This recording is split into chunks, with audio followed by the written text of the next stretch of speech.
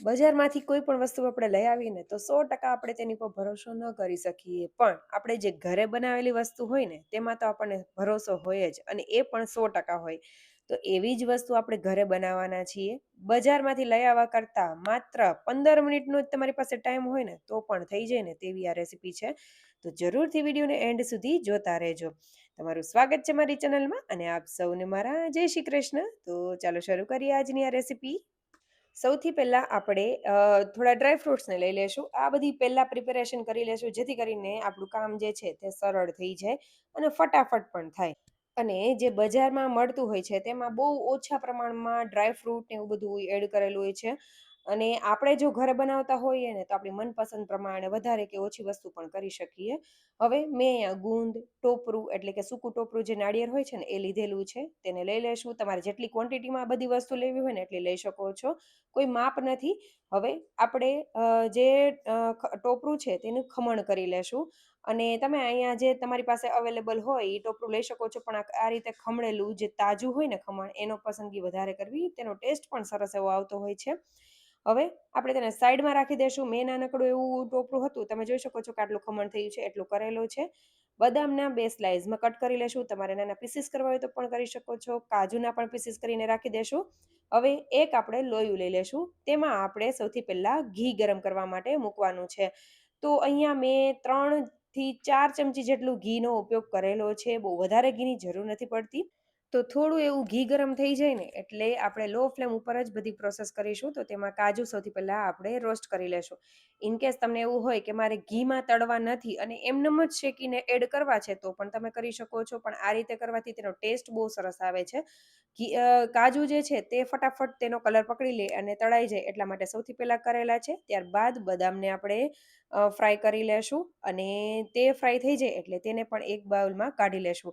અહીંયા તમારે માની લો કે પિસ્તા એડ કરવા હોય, અખરોટ એડ કરવા હોય, કોઈ પણ વસ્તુ એડ કરવી હોય ને કરી શકો. કારણ કે આપણે ઘરે બનાવીએ છીએ ને તો કંઈક પણ કસ્ટમાઇઝ કરી શકીએ. આપણે જે વસ્તુ ભાવતી હોય એડ કરી શકીએ. ન ભાવતી હોય સ્કીપ પણ કરી શકાય. હવે આપણે જે ઘી છે તેમાં આપણે ગુંદને એડ કરીશું. તો જેટલો મેં ગુંદ કાઢેલો છે ને હું ટોટલી ગુંદનો ઉપયોગ કરવાની છું. અને અત્યારે શિયાળામાં ખાસ આપણે ગુંદ ને એવું વધારે ખાતા હોઈએ છીએ. ચીક્કી ખાઈએ છીએ, ટોપરાની વસ્તુ અને સુખડી એવું ઘણી બધી વસ્તુઓ ખાતા હોય છે જે હેલ્થ બેનિફિટ આપતા હોય છે. તો ગુંદ જે છે તે શિયાળામાં ખાસ ખવાતો હોય કારણ કે કમરના, સાંધાના દુખાવા થતા હોય ને એના માટે બહુ બેસ્ટ વસ્તુ છે. તો એ આપણે લઈ લઈશું. ડાયજેશન માટે પણ ખૂબ સારી એવી વસ્તુ છે. તો તેને મેં આ રીતે ફ્રાય કરી લીધેલો છે. તમે જોઈ શકો છો કે મેં કેટલો ગુંદ અત્યારે તળેલો છે. તેમાંથી થોડો એવો ગુંદ આપણે કાઢી લેશું. હવે જે બાકીનો બચ્યો છે ને એ ગુંદને આપણે આ રીતે જે દસ્તાની મદદથી ક્રશ કરી લેશું. એટલે કે એકદમ બારીક એવો પાવડર થઈ જાય ને એ રીતે કરીશું. તમે જોઈ શકો છો. તમારે ઇન કેસ આ રીતે ન કરવું હોય તો મિક્સર જારમાં એડ કરીને પણ કરી શકાય. હવે આપણી ઓલમોસ્ટ તૈયારી બધી થઈ ગઈ છે. તો હવે આપણે મિક્સર જાર લઈ લેશું એટલે કે મિક્સરને લઈ લેશું. અને એ જારમાં અત્યારે આપણે જે બનાવવાના છીએ તેને આપણે કચરિયું કહીએ છીએ, જે શિયાળામાં ખૂબ જ ખવાતું હોય છે. અમારે ત્યાં સાની પણ કહેવાય છે અને કાઠિયાવાડી ભાષામાં તેને હાની પણ કહીએ છીએ. તો એ આપણે બનાવીશું. કાળા તલની સાની બનાવીશું એટલે કે કચરિયું બનાવીશું. તો તેના માટે મિક્સર જારમાં મેં 1 કપ જેટલો કાળા તલ લીધેલા છે. તમારે જેટલી ક્વોન્ટિટીમાં બનાવવા હોય એટલા તમે લઈ શકો છો. આમાં કોઈ જેવું નથી કે તમારે કેટલું બનાવવું. અને તમે જોઈ શકશો કે 1 કપ તલમાંથી કેટલું બને છે. હવે પલ્સ મોડ ઉપર આપણે તલને ફેરવીશું. એટલે થોડી વાર થશે એટલે આ રીતનો એકદમ સરસ એવો ફાઇન પાવડર બની જશે. ફરીથી થોડી વાર કરીશું ને એટલે તમે જોઈ શકો છો કે એકદમ સરસ એમાંથી તેલ છૂટું પડતું જશે. ઘણા લોકો કેવું હોય છે કે અત્યારે ટોપરાનું તેલ અથવા તો જે તલનું તેલ આવે છે ને એ એડ કરતા હોઈએ છીએ. મેં આજે કોઈ પણ વસ્તુ એડ નથી કરેલી. તમને એવું લાગતું હોય કે બજારમાં મળે છે તો એમાં ઉપર સરસ એવું તેલ તરતું હોય એવું બનાવવું છે તો તમે એડ કરી શકો છો. અત્યારે પણ આનાથી પણ વધારે તમારે જો ગ્રાઇન્ડ કરવું હોય ને તો પણ કરી શકો છો. પણ મેં આ રીતનું રાખેલું છે. અને 100% તમને બજાર કરતાં તો ખૂબ જ ભાવે ને તેવી આ કચરિયું બને છે એટલે કે સાની બને છે. તો જરૂરથી ટ્રાય કરજો. મને બજાર કરતાં તો બેસ્ટ લાગી છે. હવે આપણે આ રીતનું એકદમ થીક ફોર્મમાં થાય ને ત્યાર પછી આપણે ગોળ એડ કરીશું. તો અહીંયા મેં દેશી ગોળનો ઉપયોગ કરેલો છે. જનરલી આ જે કચરિયું છે તે ગોળની સાથે જ બનતું હોય છે. તો બારે કયા ગોળનો ઉપયોગ થયેલો છે એ આપણે ખબર ન પડે. પણ આપણે જે ઘરે બનાવતા હોઈએ ને તેમાં જરૂરથી દેશી ગોળનો જ ઉપયોગ કરવો. અને આ રીતે મેં 3 થી 4 ટેબલ સ્પૂન જેટલો ગોળ લીધેલો હશે. તમને ઇન કેસ એવું લાગે કે મને ખ્યાલ નથી આવતો, તો તમારે શું કરવું, આ રીતે ગોળ થોડો એડ કરીને ફેરવી લેવું. પછી ચાખીને જો જરૂર પડે તો એટલો ગોળ એડ કરવો. મેં અહીંયા 4 ટેબલ સ્પૂન જેટલો ગોળ એડ કરેલો છે ને, તો પરફેક્ટ એવું સ્વીટ થયું છે. આ રીતે ફરીથી પલ્સ મોડ ઉપર ફેરવી લેશું એટલે ગોળ સરસ એવો મિક્સ થઈ જશે, અને આ રીતે કટ કરીને એડ કરવો જેથી કરીને જલ્દીથી આપણું કામ થાય. હવે આ રીતે થઈ જાય એટલે આપણે તેને લઈ લેશું. ઘણા લોકો આમાં ઉપરથી તેલ પણ એડ કરતા હોય છે, મધ પણ એડ કરતા હોય છે અને ખજૂર પણ એડ કરતા હોય છે. પણ મેં ઓથેન્ટિક જે રીતે મળતો હોય છે ને એ રીતે બનાવેલો છે. તમે તમારી ચોઈસ પ્રમાણે બધું કંઈ પણ વસ્તુ એડ કરવી હોય તો કરી શકાય. અત્યારે તમે જોઈ શકો છો કે મેં આટલું ફેરવેલું ને એટલે હાથમાં થોડું તેલ જેવું દેખાય છે.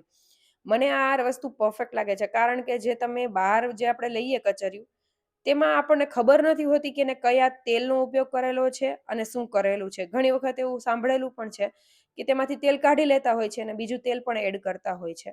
પણ આજે જે આપણે જે રીતે ઘરે બનાવીએ ને એમાં એવું કશું થઈ શકે એમ જ નથી, કારણ કે આપણે આપણી હાથે બનાવીએ છીએ અને એકદમ શુદ્ધ અને એકદમ ટેસ્ટી બને છે. તમને બજાર કરતાં પણ 100% આ કચરિયું ઘરનું બનાવેલું ભાવશે. તો જરૂરથી ટ્રાય કરજો. હવે આપણે એક બાઉલ લઈ લેશું અને તેમાં જે આપણે ગુંદનો પાવડર કરેલો હતો ને તળેલા, તેને આપણે એડ કરી એટલે કે મિક્સ કરી લેશું. એક મેં આ રીતનું મોટું બાઉલ લીધેલું છે. તેમાં આપણે ગાર્નિશિંગ માટે અત્યારે કરી રહ્યા છીએ જે બજારમાં મળે છે ને ઉપર બધું એડ કરેલું હોય એ રીતે. તો તેમાં આપણે નીચે ગુંદ છે આખો તળેલો, ડ્રાય ફ્રૂટ છે, ટોપરાનું ખમણ છે એ એડ કરી દીધેલું છે. સાથે મેં આ રીતે કચરિયું પણ આ રીતે એડ કરેલું છે અને દબાવીને રાખી દેશું જેથી કરીને સરસ એવો દેખાય. આ રીતે ઊંધી પ્લેટમાં ઊંધું કરીશું ને એટલે આ રીતે એકદમ સરસ એવું નીકળી જશે અને તમે જોઈ શકો છો કે આ રીતે જ એક પ્લાસ્ટિકનો ડબ્બો હોય ને એમાં આ રીતે ગોઠવેલું હોય છે. તો એવો જ લુક લાગે છે ને આપણો પણ, અને ટેસ્ટમાં નંબર 1 બનશે. સાથે તમારે ઇન કેસ અહીંયા એવું હોય કે ઓસડિયા કાંઈ એડ કરવા હોય, સૂંઠનો પાવડર છે, ગંઠોડા પાવડર છે અને એવું કંઈ બનાવવું હોય તો પણ કરી શકાય. તો એ રીતે પણ કરીને તૈયાર કરી શકો છો. અને અત્યારે મેં કાજુ, બદામ અને ટોપરાના ખમણથી ગાર્નિશ કરેલું છે. અને મેં અહીંયા જેટલું પણ વસ્તુ મેં તળીને તૈયાર કરેલી છે અને બનાવીને રાખેલી છે ને, એ બધી વસ્તુ અત્યારે હું મિક્સ કરી દઈશ. એનું રીઝન છે કે આપણે ઘરે જે બનાવીએ અને જેટલા પ્રમાણમાં આપણે એડ કરવું હોય ને એટલું કરી શકાય છે અને હેલ્થ બેનિફિટ લઈ શકાય છે. સાથે તલ જે છે ને, કાળા તલ, એ શિયાળામાં ખાસ ખાવામાં આવતા હોય છે. બળવર્ધક છે, એમાં ફાઈબરનું પ્રમાણ સારા એવું હોય છે એટલે ડાયજેશન માટે ખૂબ સારા છે. સ્કિન માટે, હેર માટે બહુ જ સારા એવા હોય છે.